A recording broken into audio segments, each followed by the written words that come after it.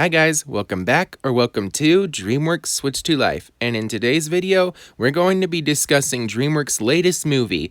It's about a teenager who is actually a sea monster in disguise. If they are discovered to be a sea monster in human society, then it means that they will most likely be killed.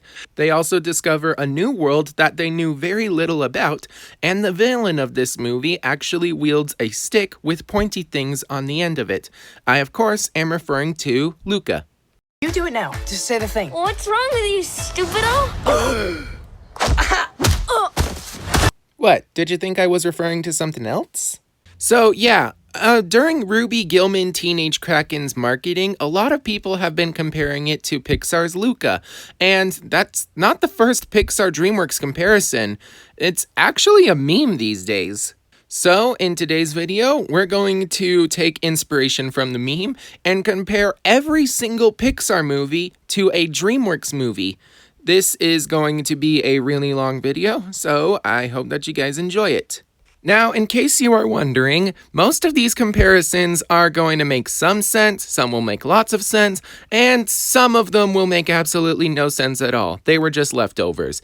But we're still going to do every single Pixar film with most DreamWorks films that we can come up with. And I figured what better time to post this video than when the Pixar's latest movie, Elemental, is about to drop in theaters. Well, I guess maybe I could have waited till the end of the month when Ruby Gillman Teenage Kraken hit theaters, but I mean, come on.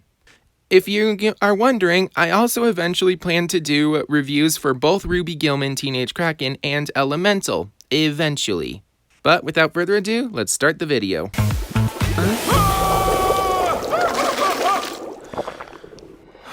So we're going to put like films side by side, like this. And in case you are wondering, we have two trophies to hand out. The Copycat Trophy and the Crown Trophy, aka the winner. Every single time, we will be handing out the winner trophy, but there will be times when we will also hand out the Copycat Trophy in case I figure that the two films are actually really similar. So let's start with the first comparison, Toy Story from Pixar and DreamWorks' Shrek. Honestly, these are the films that got the company famous. They're like the go-to franchises for these respective studios. Honestly, let's discuss. Which one had the better franchise? I'm gonna have to say Shrek. From the get-go, Shrek was always destined to have 5 films, but when they were making Toy Story and Toy Story 2, it was just those. They were just planning on making one Toy Story movie, and then they made a sequel. And then they made a third, which actually had a really perfect ending. And then they made a fourth one. And then they announced a fifth one. Honestly, DreamWorks likes to make movies with franchises in mind, while Pixar just makes singular stories that try to find good endings, and if a sequel presents itself, they make it. That's kind of why I feel like Shrek is the go-to franchise for the winner, because, well, Shrek plans out to have the franchises, unlike Toy Story, where they managed to find a great ending with the third movie, and then they ruined it by almost a decade later making Toy Story 4 and announcing Toy Story 5. With Shrek, however, even though the fourth film was marketed as the final chapter, it still felt like Shrek's story wasn't finished. And honestly, I can't wait for Shrek 5 to be released, but we're not discussing that right now. We're going to just give the crown to Shrek. Because also, in my opinion, when you compare the first film of these franchises, Shrek is actually better than Toy Story. I grew up with both of these franchises, and I watch Shrek on a daily basis versus Toy Story, which I probably only watched on a monthly basis. So there's that. And now we move on to Pixar's A Bug's Life and DreamWorks' Ants. I mean, come on, is there really any competition here? Also, in case you are wondering, these two films came out in the exact same summer, so I really don't see any point in giving one of these the Copycat Award, seeing as how neither could be a copy of another. So, let's move on to Monsters, Inc. and DreamWorks' Monsters vs. Aliens. Both of these are monster films, but I think it's pretty obvious who the winner here is. It's Monsters, Inc. In case you are wondering, it's mainly due to the fact that despite the great voice cast of Monsters vs. Aliens, Pixar's animation on this Monsters Inc. was way better. Not to mention the story was a very unique, and it was a really heartfelt film, and one of the first times that Pixar made a film that was meant to be both colorful but at the same time sorrowful. Oh, and without this film, we wouldn't have Mike Wazowski, so there's that. In case you are wondering, I'm not going to give out the Copycat Award due to the fact that, well, Monsters is a pretty common genre, so, you know. Now we move on to Pixar's Finding Nemo and Finding Dory, and DreamWorks' Shark Tale. Both of these are films with anthropomorphic fish, but in the end, I think it's really clear who the winner of this is. And yes, I know that animated films take a long time to make, but I mean, come on, this one, it's not exactly a carbon copy, but I am giving the Copycat Award to Shark Tale. So, there's that. Moving on, we now come to the superhero genre with Pixar The Incredibles and DreamWorks Megamind. Now, to be honest, both of these films are telling completely different stories. One is telling that you don't need powers to be super, and the other is telling a story about a family of superheroes trying to stop someone who thinks exactly that. Looks like I'm giving out the Copycat Award this time. But which film did it better? Honestly, I'm going to give it to Megamind. Megamind just has a great story, which is very unique. It has great comedy and great animation, better than the first Incredibles. Not as good as Incredibles 2, but we're not counting that. It also had excellent character development, more than The Incredibles could ever wish for, and great voice acting. And while both films do have some pretty good music, I'd say Megamind's music is better. Moving on down the line, we come to the racing genre with Cars from Pixar and Turbo from DreamWorks. Both of these have the main character go on a journey that finds them in a brand new place where they discover one of two things. With Cars, Lightning discovers how to be a better person, or I guess car, and with Turbo, it's mainly just Turbo's rise to fame in how he gets on the racetrack. Well, I wouldn't exactly say one is a carbon copy of the other, but when it comes to who the winner of this is, I'm going to go with Cars. I know that the voice cast for Turbo was great, but the animation for Cars was better, not to mention the fact that Cars actually became a franchise, and Turbo only managed to get a really annoying TV show. Now let's move on to the rat genre. Namely, we have Pixar's Ratatouille and DreamWorks' Flushed Away.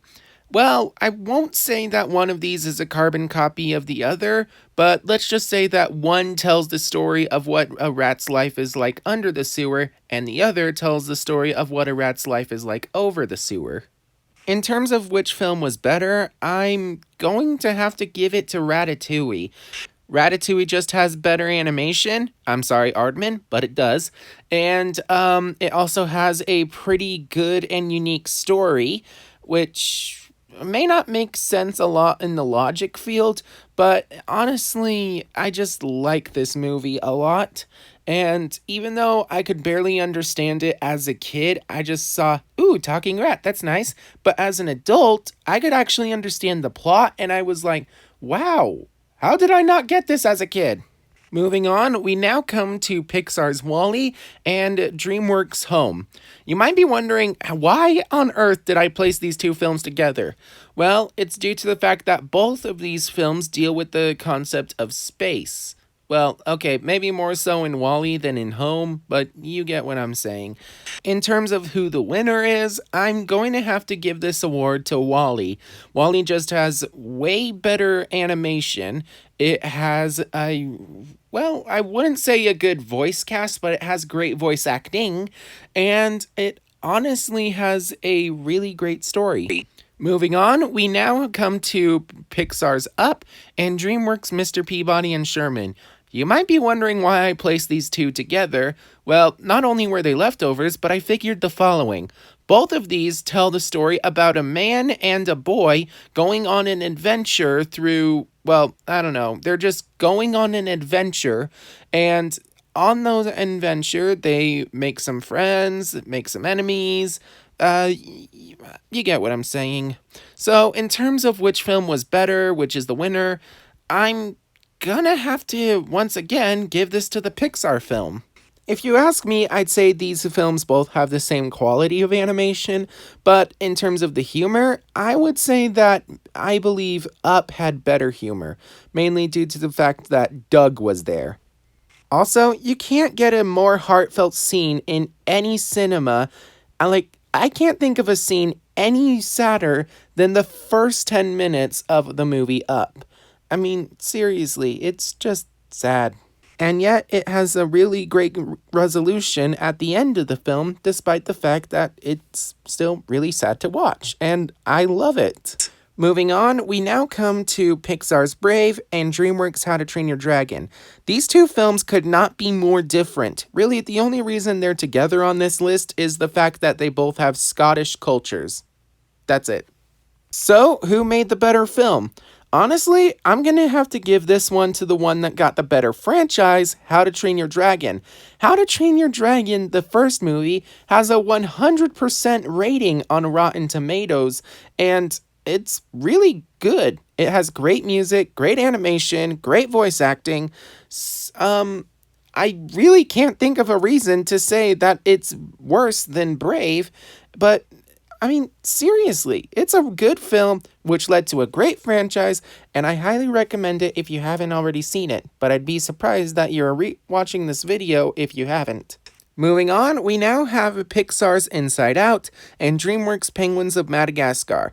Yeah, these two films couldn't be any more different, but the only reason I put them together was because one is a team-based film, and the other is also a team-based film. So there's that. Moving on, let's talk about which film was better. Well, Penguins of Madagascar had some really great humor and great action sequences, but with Inside Out, you had a great story, a very unique idea, great animation, some pretty good voice acting, not as great as Penguins, but still. Honestly, I'm gonna have to give this award to Inside Out.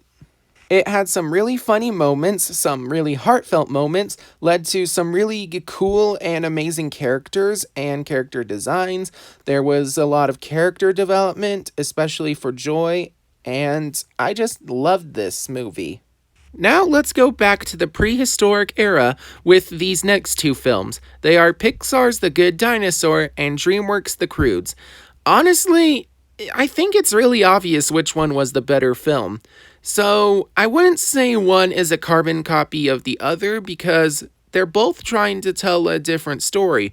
One is about a cave family trying to survive the earthquake or the splitting of Pangea, and the other is trying to tell the story of the world's first pet relationship, which I guess happened in both movies, but it worked better in the Good Dinosaur. But the Croods just had better animation, better character design, more unique voice acting, better story. You get what I'm saying. Everything about the Croods is better than the Good Dinosaur. With this next comparison, we move to musical sides. This is Pixar's Coco and DreamWorks' Trolls. Well, Trolls has a really unique case because really the basis of Trolls is that it's about pop music. And with Coco, it's kind of meant to be tribute to Mexico and Mexican music. So we're not giving out the copycat award, but which film was better? Well, I mean, both of these films have really high quality animation, and one of them did end up leading to an entire franchise, but I don't know. I think Coco might have actually been better in this case because, well, sometimes the trolls can be viewed as annoying, and other times they can be viewed as way too bright and colorful. With Coco, however, you had a really great story with some great character development, not to mention a really nice plot twist at the end. And when it came to the music for both of these, I think that Coco had better original music, but Trolls was able to pull off some really nice musical talent there. And now we move to the more mythical side of things. Both of these films are about magical creatures, and they see our characters going on a journey. However, I'm not going to say one is a carbon copy of the other, unfortunately. So, which film is the winner here? Well, I mean, it's kind of hard. In both cases, you had some really good animation. You had lots of character development. Both films also had some great humor. But in the end, I might just have to give this award to Abominable, mainly due to the fact that the lore of Abominable is really cool, especially if you've seen the TV show. But also, there's just way better villains in this movie than there is in Onward, mainly due to the fact Onward has no villains. But either way, it's a pretty close call. Both are pretty good, not great, just good films, and I'm gonna give it to Abominable. Moving on, we now come to the films that gave our main characters a second chance at life. This is Soul and Rise of the Guardians. Well, with Soul, I mean, it dived more into what the afterlife looks like, and it was a very unique idea, and especially what the pre-Earth life is like for everybody, and I enjoyed watching it, but I just enjoy Rise of the Guardians more. It had better voice acting, some really good animation, and really cool music, not to mention great character development with the case of Jack Frost. Probably not as good as the characters in Soul, but still, it had some really nice character development. I also get a lot of nostalgia when I watch Rise of the Guardians, and when I watched Soul, I just didn't really enjoy the film as much as I thought I would. So, yeah, in the end, I'm giving it to Rise of the Guardians. And now the reason that we started to make this video, Pixar's Luca versus Ruby Gillman Teenage Kraken, both dealing with the concept of sea monsters in human towns. Well, we haven't exactly seen Ruby Gillman Teenage Kraken yet, but in the end, I think I'm gonna give the award to it. I didn't really enjoy Luca at all, per se, and while I do think it had a really unique idea, I think Teenage Kraken has a better idea, or at the very least takes Luca's idea a step further. And not to mention, I can't wait to see the lore of what this movie will hold. Who knows, maybe it will end up being a really bad movie, but for now, I'm gonna give the crown to Ruby Gillman Teenage Kraken. Unfortunately, we also need to give the film a copycat award. Now, let's move on to animals. I don't know why I was thinking with these two films going together, but yeah, we're having Turning Red and The Bad Guys going together. These two films released around the same time last year, but at the end of the day, when it comes to which film was better, I'm gonna go with The Bad Guys. I don't know why people like Turning Red, all it did was just make me uncomfortable. And now we move on to Pixar's Lightyear and Dreamworks' Puss in Boots, both spin-offs of their most successful franchise. Honestly, it's kind of weird that Lightyear is Pixar's first spin-off, other than Planes, but they didn't make that. Now, if it was a question of which is better, Lightyear or Puss in Boots: The Last Wish, it's definitely going to be The Last Wish. But what about if it's the original Puss in Boots? Well, with that in mind, I think I'm still gonna give the award to Puss in Boots. I don't know why. Lightyear was a really great movie, but apparently a lot of people hated it. I don't know why. But at the end of the day, I also think that Puss in Boots had a better origin story, and Lightyear kind of screwed up Buzz's origin story. Then there was the fact that their voice acting, it's good on both sides, actually. In terms of animation, Lightyear was better. In terms of music, Puss in Boots was better. And in terms of character development, it's pretty great on both sides, but I think Lightyear was the winner in that department. Yet, somehow, I still like Puss in Boots, both movies, more than I do like Lightyear, despite the fact that I love Lightyear. Finally, let's move on to our last comparison of the day, Pixar's latest film, Elemental, and Dreamworks' Kung Fu Panda. I haven't seen Elemental yet, but let's be honest, there's no way that it's better than Kung Fu Panda. If you're wondering why I'm comparing these two films, well, they're kind of outliers, mainly due to the fact that Elemental has a unique character design that you don't find in any other Pixar film, and same thing with Kung Fu Panda. Well, I guess maybe the bad guys caught up to it, but you don't find any anthropomorphized animals other than Kung Fu Panda and the bad guys. Plus, from what I gather from Elemental and Kung Fu Panda, both of these movies are about the main protagonists trying to make their fathers proud of them, but they're doing it in their own way that their fathers would never have imagined them doing.